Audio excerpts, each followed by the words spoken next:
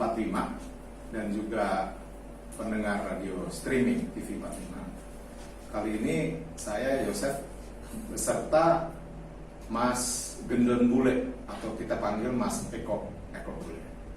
Beliau ini kemana-mana selalu naik sepeda dan kita bertemu di Mendut 45, kantor pusat TV 45 dalam rangka kegiatan Legiun Bhinneka Tunggal Ika. Dan beliau dengan inisiatif sendiri naik sepeda jalan ke Haji Baping nomor 56 Ciracas Studio Mini 45 ini juga naik sepeda.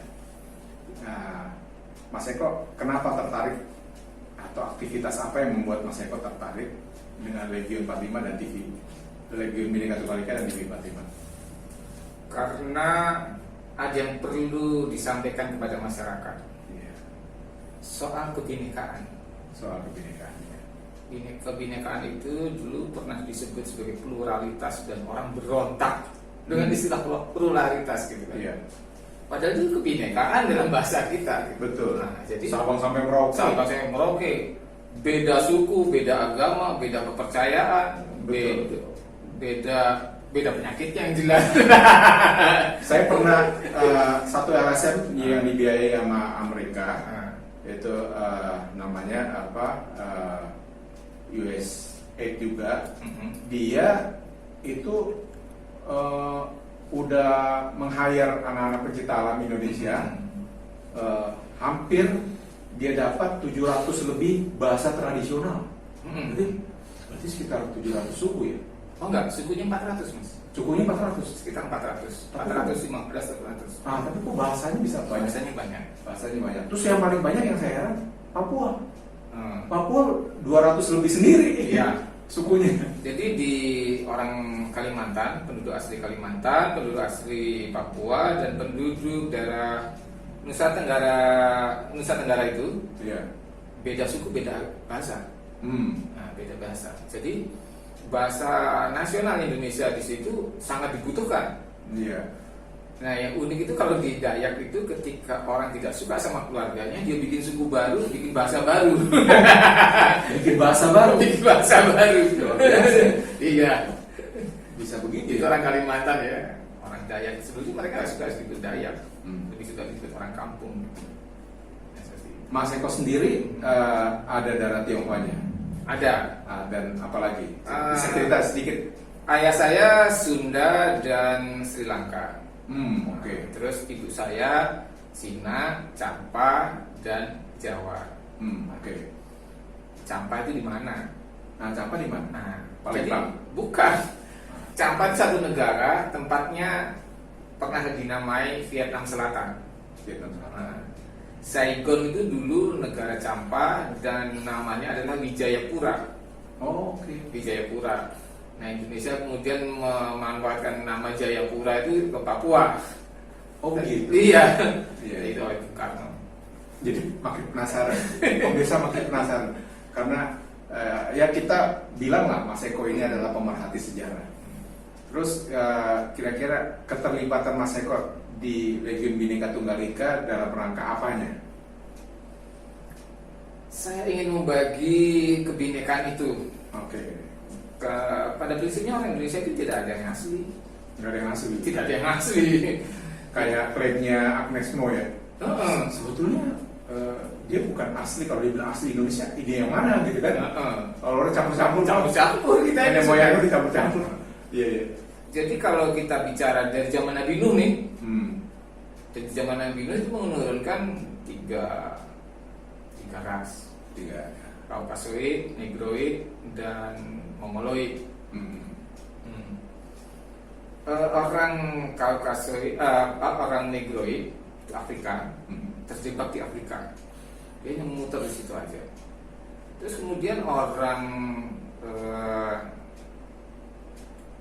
Cina juga di situ, terikat di situ aja. Orang Kaukasoid itu orang India. Oke. Ke timur sampai Indonesia, sampai ke Papua, sampai Australia, sampai ke Hawaii. Dan yang ke barat jadi orang Eropa, jadi orang Eropa itu. Tapi cikal bakalnya Kaukasoid itu India. India. Mungkin yang asli Indonesia itu Utasoi.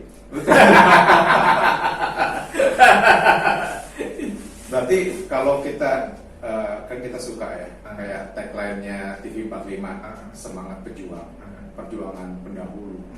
Berarti masing-masing keturunan dari Kaukasoid, Mongoloid ini juga punya peran ya? Oh punya, Negroid punya peran, semua punya peran ini. dalam rangka kemerdekaan dan perjuangan ini. Iya betul. Contohnya seperti apa aja? Ada yang merintis kemerdekaan. Hmm. Merintis kemerdekaan ini banyak yang terlibat. Kemudian setelah itu perjuangannya, yaitu secara senjata, baik yang secara politis maupun bersenjata sama. Semua punya peran. Ketika persiapan kemerdekaan Indonesia itu rapat-rapat itu Bung Karno juga semua etnis ada, semua suku juga ada. Ada orang Arab, ada orang Cina di situ, selain orang-orang Indonesia. Dan selain penjajah Jepang, Jepang itu hanya mengawasi. Ya. Kalau bisa dibilang memfasilitasi lah. Oh, iya. Gitu. Jadi dia mengawasi. Karena Jepang pernah beri janji kemerdekaan kepada Indonesia. Iya. Kalau misalnya Jepang menang perang, apa betul memerdekakan Indonesia? Mungkin iya. Gitu. Karena dia kalah kan? Iya. Tapi gini, prinsipnya Jepang adalah dia mengusir orang-orang Yahudi yang menjajah Asia. Oh gitu. Iya. Jadi Jepang ini punya kerjasama dengan Jerman. Oke, iya. Nah, untuk di Eropa itu Jerman yang mengusir Yahudi, di Asia Jepang yang mengusir. Nah, kenapa Jepang mengusir orang Yahudi di Indonesia? Ini yang menjajah Indonesia sebetulnya bukan orang Eropa asli. Mereka adalah pedagang-pedagang yang pada waktu Katolik masuk ke Eropa itu, ini orang-orang Bani Israel yang masuk ke Eropa. Yang pastor-pastornya itu gereja menguasai negara, yang ekonominya menguasai perekonomian Eropa. Nah, kemudian untuk mengusir mereka bingung orang Eropa ini. Nah, tapi kemudian diadu domba nih Islam sama Katolik. Dibilang Islam mau kudeta, mau bikin istana gede banget. Itu sebenarnya masjid. Nah, itu yang meneliti dua orang, satu orang Pater itu Victor Tanian, satu lagi orang HMI. Mereka berdua menyelidiki di kota yang berbeda, hasilnya sama. Sebenarnya perang salib itu adu domba. Nah, itu. Nah, terus aku cerita apa tadi? Mengenai penjajahan ya? Iya. Nah, penjajahan, terus kita semua terlibat. Perannya India misalnya di masa perjuangan sampai boleh dibilang nanti itu pahlawan itu sebetulnya bukan cuma pribumi asli, iya, tapi juga yang keturunan. Jadi gini Mas, kenapa kok yang nama-nama dari etnis lain itu tidak muncul sebagai pahlawan Indonesia? Karena mereka datang ke Indonesia itu maunya kan dagang, ya kan? Orang Eropa ini yang tadi yang sebetulnya Yahudi juga, mereka juga datang ke sini maunya dagang. Nah ini ada persaingan Mas, antara Yahudi sama Cina sama India gitu. Nah yang dominan kan orang Cina di sini, karena Indonesia itu titik awal dari jalur sutra. Oke. Nah, aku ceritanya ngalor itu nih, nanti nggak karuan, karena saya ini berpikir ensiklopedis gitu. Iya. Ya, jadi saya harus diarahin ngomongin mana. Orang-orang etnis asing ini yang tidak masuk ini karena mereka sadar mereka ini perang yang utama adalah perang ekonomi.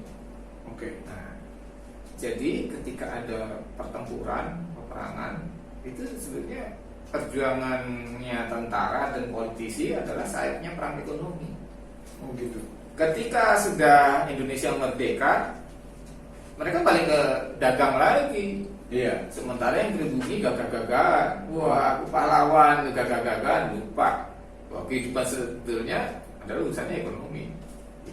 Terus ada cerita Jenderal Malloby meninggal, itu perannya siapa? Itu orang India. Orang India. Jenderal Malloby mati itu kemudian kena granat gitu ya. Nah, terus dari kena granat dengan banyak luka, akhirnya dibersihin, itu dititipkan kepada orang India untuk diawetkan. Jadi dibikin mumi pakai cara India, itu masih utuh, bersih gitu. Ketika Indonesia nego dengan Inggris, baru itu dimainkan kartu itu. Mayatnya dikembalikan. Oh begitu. Iya. Ya, jadi Inggris juga harus terima kasih dong. Iya. Seperti itu.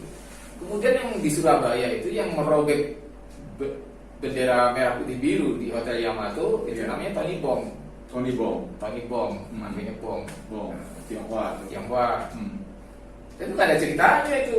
Dua orang ini, orang Cina sama orang India itu gak ada ceritanya. Peran keluarga-keluarga dan rumah-rumah orang Cina ini banyak. Rengas Dengklok, ya kan? Nah, peristiwa Tionghoa. sebelum proklamasi, Iya. penculikan Bung Karno Bung Hatta itu Tionghoa. Sumpah Pemuda, Pemuda, ya di Keramat itu juga bahkan namanya Sikok Leong. Sikok Leong ya. Itu kakeknya teman saya tuh. Iya. Tapi sebelum Sikok Leong ada lagi, Ada. si Pitung. Si Pitung. Iya, Pitung orang apa? itu bapaknya dari Cina Benteng. Nah, ini kita belum tahu. Pitung tuh anaknya Cina Benteng. Cina Benteng. Oh gitu. Ibunya? Ibunya orang Betawi dari Betawi itu sebenarnya Sunda ya. Oh. Betawi dari Rawabelong. Oh gitu. Mm-hmm. Ya daerah jual bunga itu. Iya, jauh sebelum itu ada namanya Xiao Panjiang. Xiao Panjiang. Xiao Panjiang itu dari Tangerang Selatan, Kedaung. Kedaung. Dia pemimpin dari Kedaung. Terus kemudian ketika ada pembantian orang-orang Tionghoa di daerah kota itu Jalan Kopi, sekarang Jalan Kopi, itu ada 100.000 orang dibantai sama Belanda, dari kakek, nenek, anak sampai cucu, cicit semua dibunuh. Terus kemudian dilempar di sungai itu. Nah sungainya kemudian disebut Angke. Oh gitu. Sungai Angke itu karena air merah. Air merah. Iya. Bukan karena bangkai. Sungai merah. Karena darah itu tadi. Darah orang Cina itu. Oh gitu. Ya, itu peran tadi apa? India, kemudian Cina. Nah, Xiao Panjiang ini dulu berontak. Itu peperangannya seluruh Jawa. Dan itu dibantu oleh kerajaan dari Solo. Oh gitu, kerajaan Solo. Jadi kalau ada jalan atau desa di tanah Jawa itu namanya sepanjang, itu dari kata Xiao Panjiang. Xiao Panjiang. Nah, lidah Jawa bilangnya sepanjang. Kalau ada lagu sepanjang jalan kenangan, lain lagi. itu bukan Xiao Panjiang. Bukan. Oke. Peran apa etnis yang lain, misalnya Arab, mungkin ada. Contohnya apa? Jadi orang Arab ini juga ikut dalam persiapan kemerdekaan Indonesia. Ya. Nah, mereka juga bikin partai, Gitu. Partai Arab Indonesia. Oh iya, Partai Arab Indonesia. Iya. Jadi Anies Baswedan ini punya kakek dulu yang merintis AR Baswedan itu. AR Baswedan itu. Nama jalannya ada di kota Jakarta di dekat istana. Di Tanah Abang. Ya. Itu Partai Arab itu ya. Partai Arab Indonesia. Tapi udah nggak ada lagi sekarang. Nggak ada. Hilang. Udah melebur lah ya. Melebur. Iya. Banyak partai yang melebur, banyak organisasi pergerakan yang melebur. Terus ada yang bilang daerah timur Indonesia itu kan Negroid ya. Apa dia ada yang bilang Melanesia. Ada yang bilang Melanesia. Dari Maluku, Papua lah. Ya itu kan pembagiannya orang Eropa. Tapi sebetulnya mereka orang-orang dari India. Oh India. India Selatan, Mas. India Selatan orangnya hitam-hitam. Dan itu juga ada orang Jawa yang seperti itu. Kayak Tamil gitu ya? Iya. Oh betul. Okay. Ya. Soalnya waktu bantuan tsunami Aceh itu kan banyak Tamil tuh. Tapi ya dia bermukim di situ. Saya bilang ini hitam-hitam dari mana nih? Berarti Tamil ya? Iya, India Selatan. Kira-kira perannya mereka dalam rangka kemerdekaan atau ini ada nggak yang kira-kira bisa disampaikan? Mereka kan kerajaan, Mas. Oh kerajaan? Iya. Ini ada orang Makassar, orang Bugis itu yang punya kebun di Makassar, di bukit situ. Umurnya 600 tahun lebih. Umurnya 600 tahun lebih. Dan itu dia cerita, dia lihat bagaimana Belanda memata-matai, karena di atas bukit kan, dia titik cengkeh gitu. Dia lihat Belanda itu memata-matai kita itu lamanya 100 tahun. Baru kemudian ada perjanjian dengan raja-raja gitu.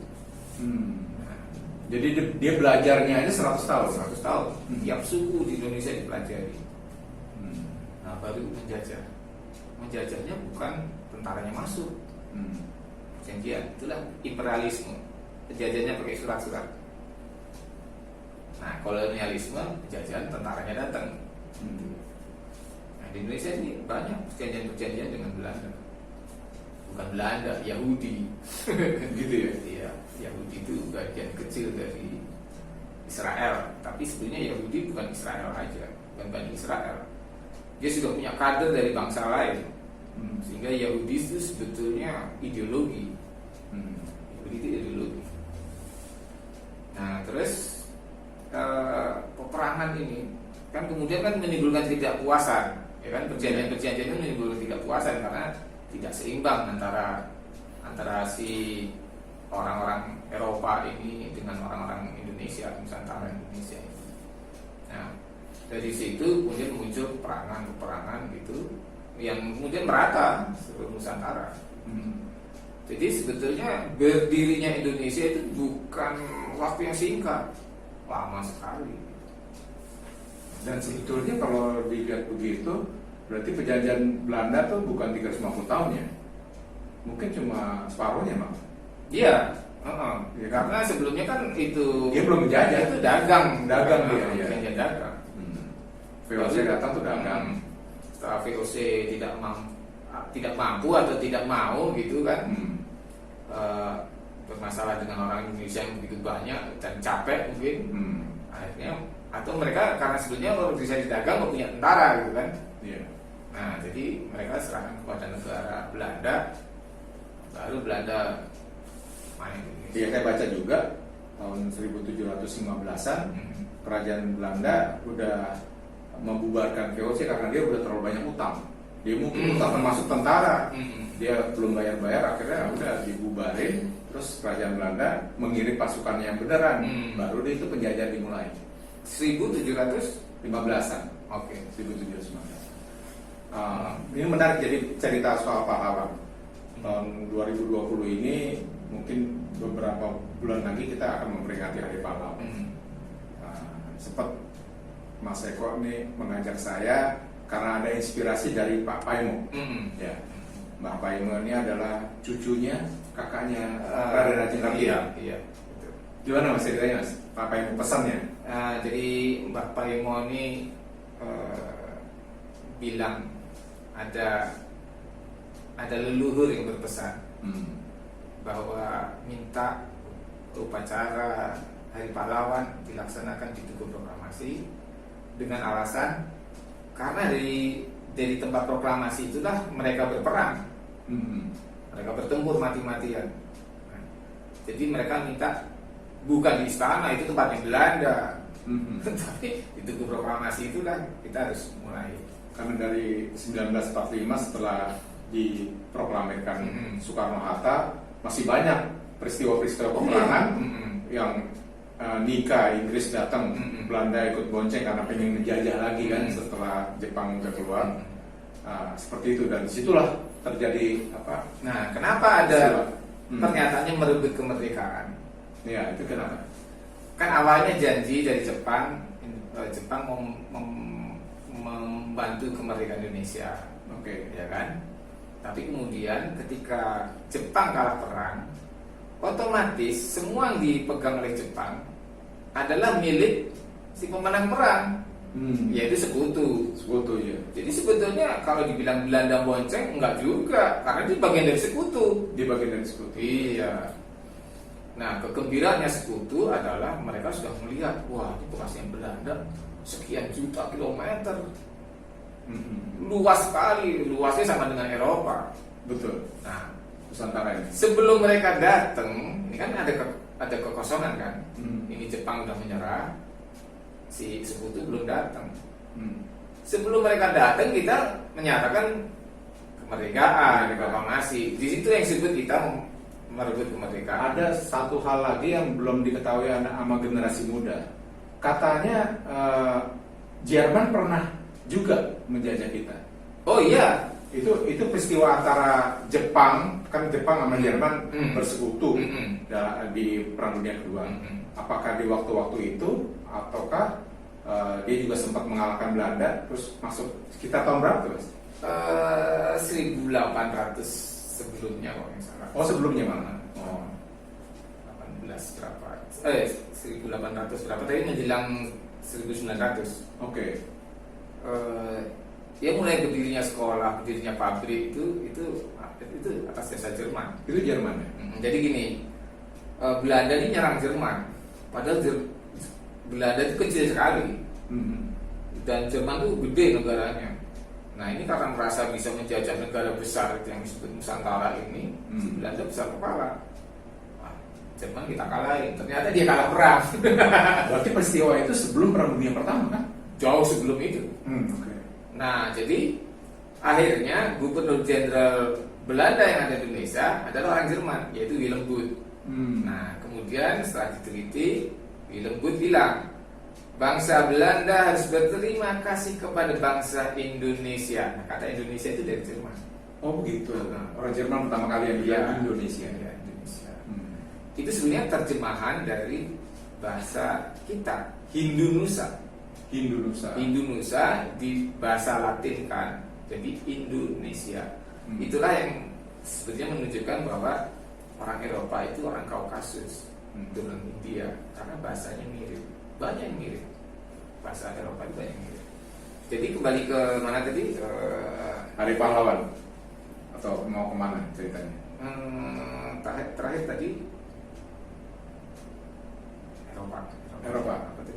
Iya, kan saya tanya perannya Jerman. Oh iya, Jerman. Jadi gini. Jadi Jerman mengeluarkan politik etis. Politik etis itu bangsa Belanda harus berterima kasih kepada bangsa Indonesia. Jadi bangsa Indonesia harus ditata pertaniannya. Itulah Kulturstelsel yang masih dipraktekkan sampai zaman Soeharto, disebut pertanian inti rakyat. Yang kelompok capir itu ya? Nah, termasuk kaum capir. Iya. Terus kemudian bangsa Indonesia harus dibikinin rumah sakit, ya, dibikin rumah sakit, bikin sekolah, bikin pabrik, tata pertaniannya. Nah, untuk kesehatannya juga harus ada lembaga penelitiannya untuk bakteri segala macam virus gitu. Nah, semua diteliti. Dan sekolah itu bukan sekolah tingkatan bawah, itu semua di tingkat tinggi. Kemudian ada ITB, ada IPB. Makanya saya ngeliat pengaruh Jerman tuh kental banget di Sumatera Utara, di Medan itu. Oh iya, Iya kan? Ada sekolah apa tuh namanya? Ya, jadi gini, ketika Katolik berusaha masuk ke tanah Batak itu, sebenarnya Kristen-Kristen yang lain nggak bisa. Nah, yang bisa masuk itu orang Jerman Katolik itu, Nommensen. ya. Nah, Nommensen. Apa Protestan gitu mungkin ya. Saya nggak tahu itu apa itu Katolik atau Protestan, tapi Nommensen yang bisa masuk itu orang Jerman. Itulah kemudian banyak kedekatan orang Jerman sama orang Batak gitu. Sampai hari ini banyak yang sekolah gratis dari Jerman, orang-orang Batak itu. Seperti itu. Itu yang agak missing link gitu dari pembelajaran sejarah kita, bahwa Jerman pernah memberi sesuatu lah, karena pernah mengalahkan Belanda dan lain-lain.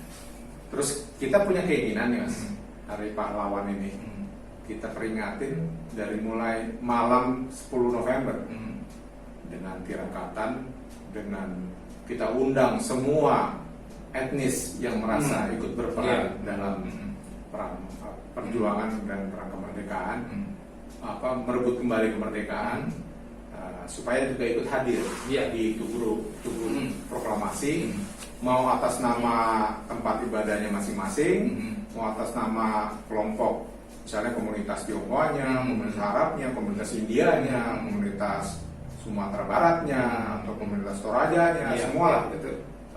Silakan hadir, datang untuk sama-sama memperingati Hari Pahlawan. Pesannya cucunya siapa? Kakaknya Raden Ajeng Kartini, namanya siapa? Mbah Paimo. Bukan, kakeknya Sosro Kartono. Sosro Kartono. Jadi Kartono Kartini ya.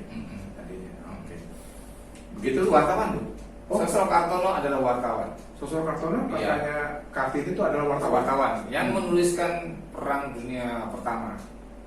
Ketika itu dimuat, di sana lagi perang. Oh, dia sebetulnya juga istilahnya apa? Clairvoyant ya. Iya, Nah, peramal gitu ya. Iya.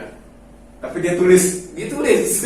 dulu kejadiannya Iya. sebelum kejadian. Nah, jadi biasanya di Indonesia itu terbit 2 hari setelah dari sana ada kejadian. Iya. Nah, ini ditulis hari ini peristiwanya, ditulis beritanya hari ini, peristiwa juga terjadi hari ini gitu.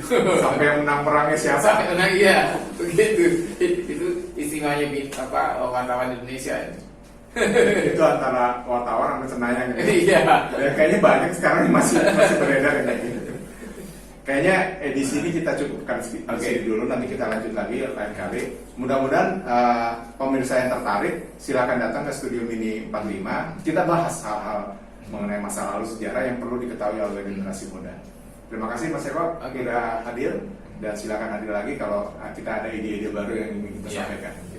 Terima kasih pemirsa, sampai jumpa lagi di episode berikutnya.